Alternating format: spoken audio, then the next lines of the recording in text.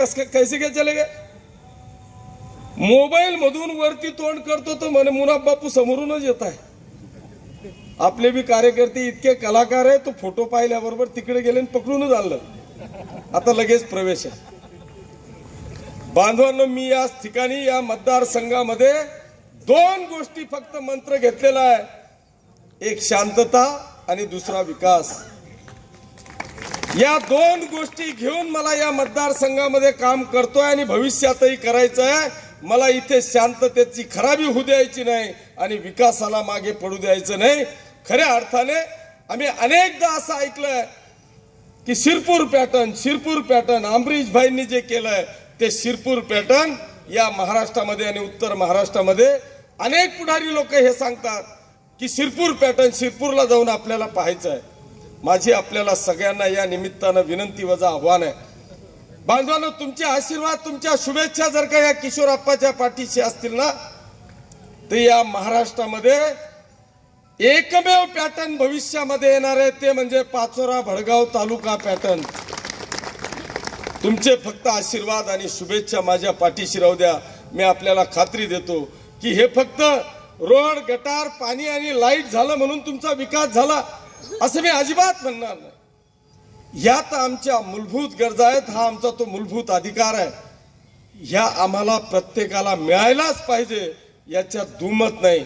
पण खऱ्या अर्थाने जर का सर्वांगीण विकास करायचा असेल ना, तर आम्हाला या गोष्टी पूर्ण केल्याशिवाय आम्ही सर्वांगीण विकासाकडे वळू शकत नाही. आणि म्हणून बांधवांनो, मी आपल्याला आज आग्रहाची विनंती, नम्र विनंती करतो की अनेक जण आहेत. आता यांच्यावर बोललं, मग वैशुताईवर का बरं बोलला नाही, हा पण प्रश्न येतो. पण आता त्या वैशुताईवर बोलण्याकरता उगाच डोक्याला ताप करण्यापेक्षा मी एक त्या अमोल भाऊचं मोबाईल ऐकलं होतं.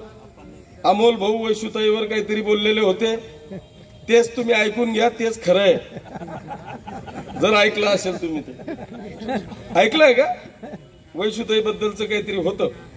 आता ती लहान आहे, तिला ते आपल्या आईला निम म्हणतात ना, ते आईबाईने दिनी भर उलटव शेजी नवरा कर, तशी परिस्थिती त्या ताईची झाली आहे. त्याच्यामुळे तिच्यावर उगाच बोलून, ती शेवटी माझ्यापेक्षा लहान आहे, कशाला उगाच डोक्याला ताप करण्यापेक्षा तुम्ही समजदार आहात त्या गोष्टीत मला. कारण ते प्रचंड प्रयत्न करताय सगळेजण, खास करून येती ग किंवा आज तरी मनावर बोली, उद्या तरी माझ्यावर बोली, आणि त्याच्यातलं काहीतरी सापडीन.